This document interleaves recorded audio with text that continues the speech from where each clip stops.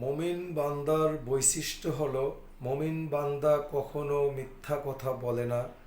মুমিন বান্দা কখনো কারোর সাথে খারাপ আচরণ করে না। মুমিন বান্দা কারোর সাথে কখনো দুর্ব্যবহার করে না।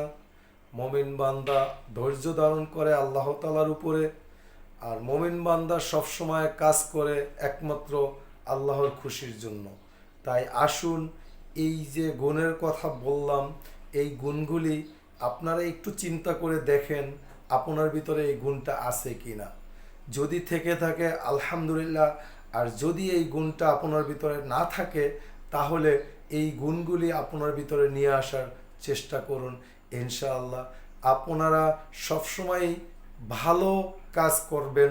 মুমিন বান্দার যে গুণাবলীগুলো থাকে সেই গুণাবলীগুলা আপনার ভিতরে আনার চেষ্টা করবেন, তাহলেই আপনি প্রকৃত মুমিন হতে পারবেন। আপনি আল্লাহকে পাবেন, আল্লাহ রাসূল সাল্লাল্লাহু আলাইহি সাল্লামকে পাবেন, আপনি ভালো হয়ে চলতে পারবেন ইনশাআল্লাহ।